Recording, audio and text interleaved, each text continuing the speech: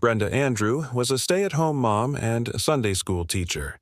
She had married her high school sweetheart, Rob, and together they had 2 beautiful children. But at the age of 40, Brenda was having a midlife crisis, and she and Rob separated. In November 2001, Rob stopped by to pick up the kids and went into the garage to help Brenda with the furnace pilot light. Moments later, Brenda called 911. Her husband had been shot to death, and she had been wounded.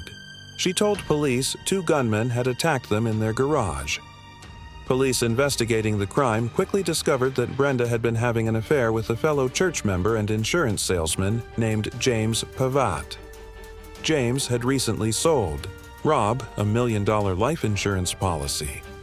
Friends also said Rob was afraid for his life and had become suspicious of his wife and the insurance agent. When police went to arrest Brenda, she was gone. So was James Pavatt. 3 months later, the fugitive couple was detained at the Mexican border. James was tried first. He was convicted and sentenced to death. Then it was Brenda's turn. Prosecutors argued that she helped her lover kill her husband for money and a chance at a new life. She even shot herself in the arm to throw cops off her trail. Despite defense attempts to blame James, Brenda was found guilty and sentenced to death. She is the only woman on Oklahoma's death row. June 21, 2007. How did 2 Sunday school teachers become cold-blooded killers? An illicit love affair, an $800,000 life insurance policy, and a man deeply in debt created a deadly combination that ended up taking the life of Rob Andrew. It happened on November 20, 2001, in an Oklahoma City suburb when Brenda Andrew lured her estranged husband to her home to pick up their 2 children. Brenda told him that the pilot light of the furnace was out, and while he bent to fix it, James Pavatt came quietly up behind Rob and shot him in the side with a 16-gauge shotgun.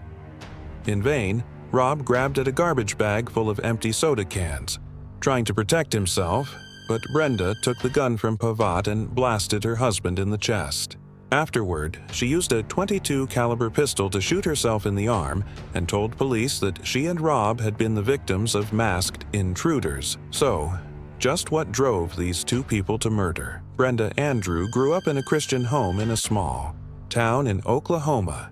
She was a baton twirler who never attended other kids' parties because she did not smoke or drink. She married her high school sweetheart, Rob Andrew, and became a stay-at-home mom to their 2 children and a Sunday school teacher. As she turned 40, it seemed Brenda was having a midlife crisis, and she began a series of illicit sexual affairs. One was with James Pavatt, a member of the same church as the Andrews and a fellow Sunday school teacher. Pavatt, a life insurance agent, socialized with Rob, Brenda, and their children and recently sold Rob an $800,000 life insurance policy. Pavatt divorced his wife, Suk Hui, in the summer of 2001. Brenda Andrew filed divorce papers in late September of that same year. The brake lines on Rob Andrew's car were severed on the night of October 25–26, 2001. The next day, Rob was notified of an emergency involving his wife. The ploy did not work, as Rob had discovered the damage to his vehicle before he was harmed, and he notified the police.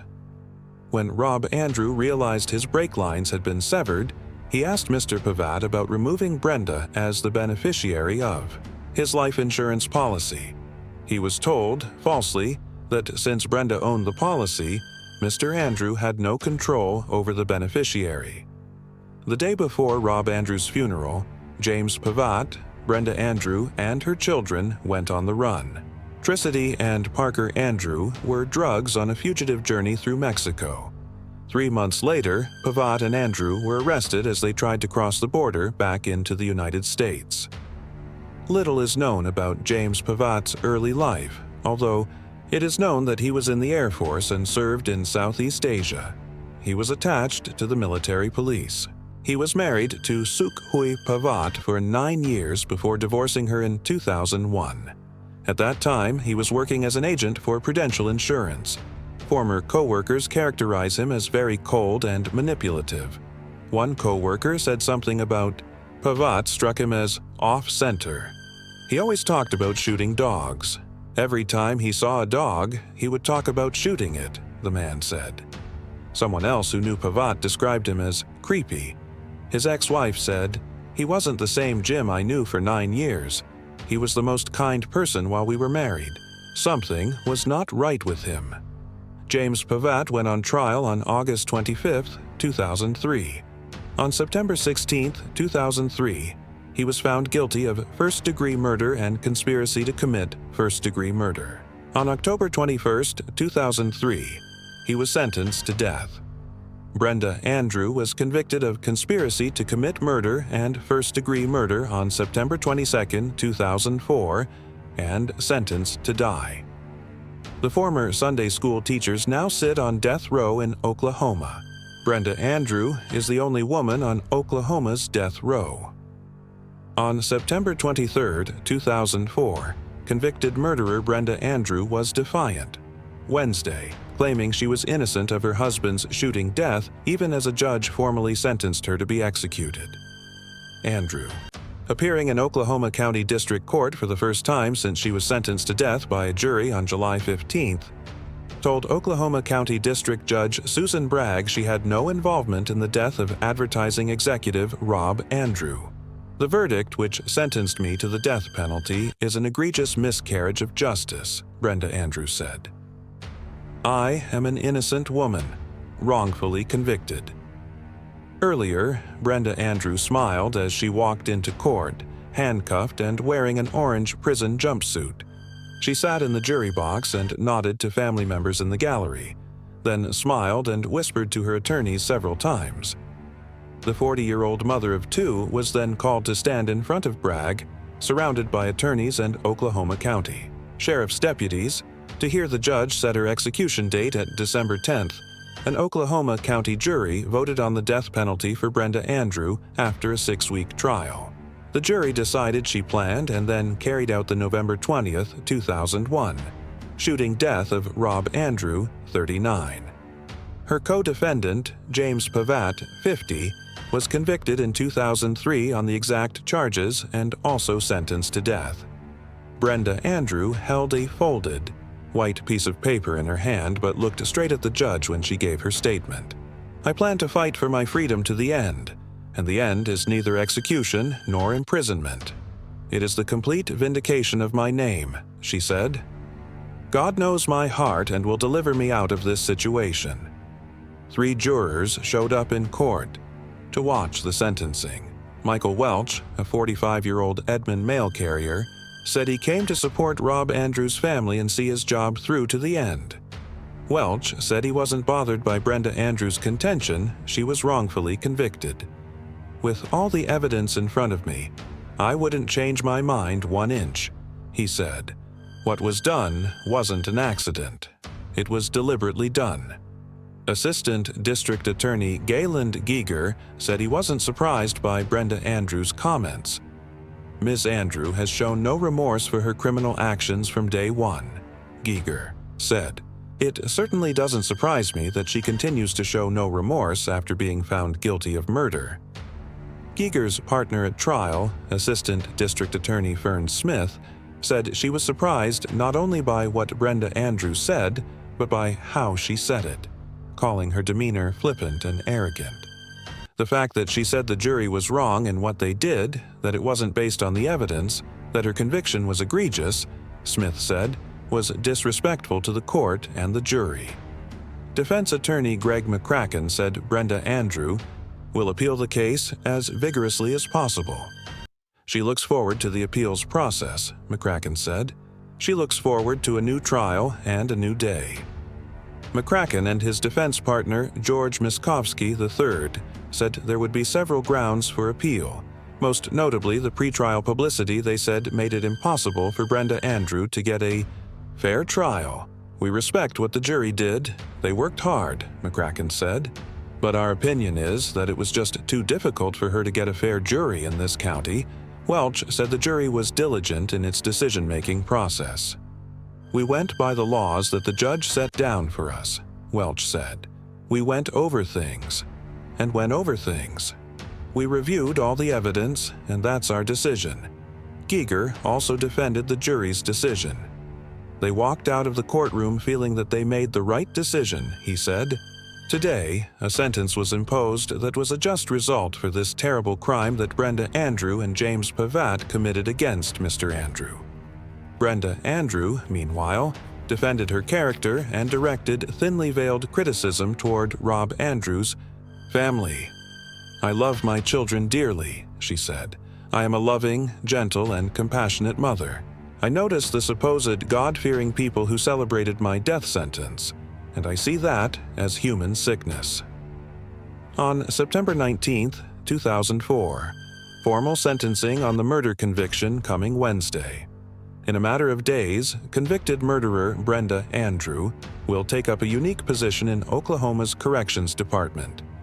She'll be the only woman in the state on death row.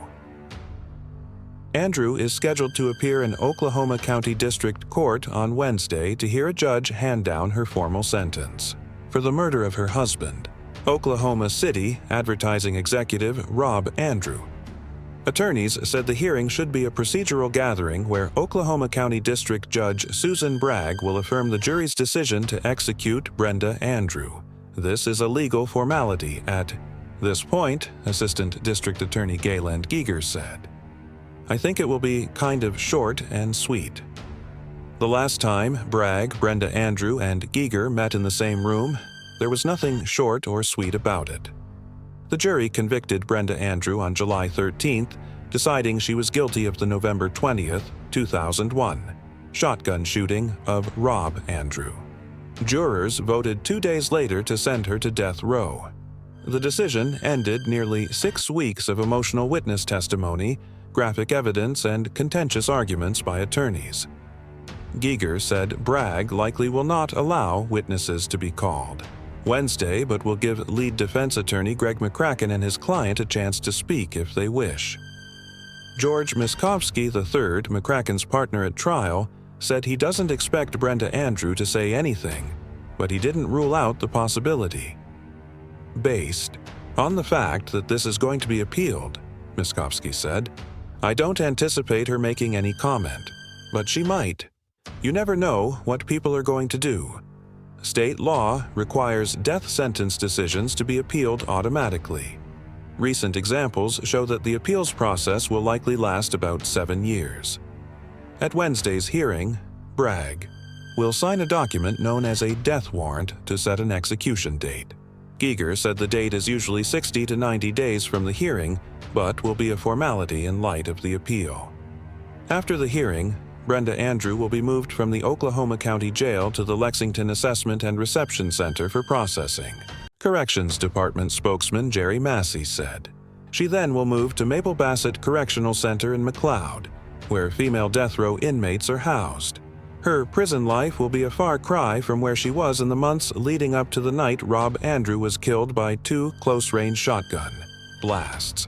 The couple shared a spacious home in a respectable northwest Oklahoma City neighborhood. Brenda Andrew stayed home and raised the couple's 2 children, Tricity and Parker, while Rob Andrew worked as an executive at Jordan and Associates. Evidence and testimony at trial showed that Andrew's life was not picture perfect. 2 men testified. They had affairs with Brenda Andrew while she was married, and several pastors said the couple sought marriage counseling on numerous occasions. She filed for divorce a month and a half before Rob Andrew's death. Prosecutors argued Brenda Andrew was also having an affair with Rob Andrew's insurance agent, James Pavatt. Attorneys said Pavatt and Brenda Andrew conspired to kill Rob Andrew for an $800,000 life insurance policy. Giger told jurors during closing arguments that Pavatt ambushed Rob Andrew and shot him in his side. Then Brenda Andrew took the gun, Rob Andrew's 16-gauge shotgun, and shot him in the neck as he lay prone on his garage floor. Pavatt, who was convicted in 2003 of murdering Rob Andrew and sentenced to death, and Brenda Andrew fled the country the day before Rob Andrew's funeral. The 2 were on the run for 3 months. they were arrested, re-entering the United States from Mexico. On September 5, 2003. When murder defendant James Pavatt was in love, that was what mattered most, one of his ex-wives testified. Wednesday, Suque Pavatt admitted it was hard to testify against her ex-husband because she still cares about him. If he were in love with someone, he would do anything for that person, she said. They were married for 9 years before James Pavatt divorced her on September 6, 2001, during a time when prosecutors say James Pavatt and his co-defendant, Brenda Andrew, were planning a killing. Pavatt, 49, and his lover, Brenda Andrew, 39, are accused of the November 20, 2001, shooting death of Robert "Rob" Andrew, her estranged husband, as he came to pick up his children for the Thanksgiving holiday. Brenda Andrew filed for divorce on October 3, 2001. Testimony on the 7th day of Pavatt's trial is expected to continue. Today, in Oklahoma County District Court before District Judge Susan Bragg, prosecutors are seeking the death penalty. Brenda Andrew's trial is set for January 12th. Pavatt denies he was there the night of the killing. He admits to having an affair with Brenda Andrew but says he is being accused of murder because of his association with her. Suque Pavatt testified. She was shocked when her husband began talking about a divorce. She told jurors her husband first said he wanted a divorce because she didn't get along with his family.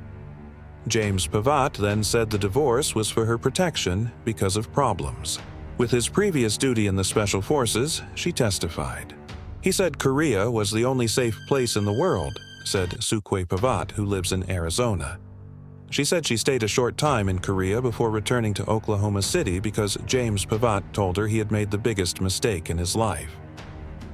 Pavatt found a different man when she returned, she testified. He wasn't the same Jim I knew for 9 years, she said. He was the most kind person while we were married. Something was not right with him. Even though the reconciliation didn't work, James Pavatt borrowed her red 1992 Chevrolet Beretta on November 25, 2001, when he fled Oklahoma City with Brenda Andrew and her 2 children. It was the vehicle they were arrested on February 28, 2002, in Hidalgo, Texas, while trying to re-enter the United States from Mexico. 5 of the 8 witnesses to testify have told how Brenda Andrew openly talked about her dislike for the man she had been married to for 17 years. The night before Rob Andrew was killed, Brenda Andrew repeatedly declared how she hated her estranged husband, Cynthia Balding, the mother of one of Andrew's daughter's friends. "I hate him. I hate him. I hate him," Balding said on November 19, 2001, in a late-night telephone call. "I was shocked by the way she said she hated him." 2 of Brenda Andrew's lovers testified about how she would talk about her problems with Rob Andrew while she was still married. Rick Nunley, a family friend, and James Higgins, an Oklahoma City grocer, told jurors about the affairs they had with Brenda Andrew while she was still married to Rob Andrew. Higgins said she wished he would die so she could get his money and go on with her life. Nunley and Higgins testified that Brenda Andrew introduced Pavatt to them. An Oklahoma City reservoir engineer, Nunley, testified he met Brenda Andrew when she worked with his ex-wife at a bank. The 2 couples were friends for about 10 years, before he said their affair began after he filed for divorce. The sexual relationship lasted from late October 1997 until March 1998, Nunley testified. Brenda Andrew called Nunley from Hidalgo, Texas, when she and Pavatt were arrested. Nunley said Brenda Andrew wanted his help contacting her attorney, Greg McCracken, and her sister, Kim Bolin. She said she had important attorney papers in the children's luggage. A written confession, Nunley testified. The letter that prosecutors say Pavatt wrote was to Tricity Andrew. It is expected to be used in the trial, and a prosecution handwriting expert will verify that Pavatt wrote it.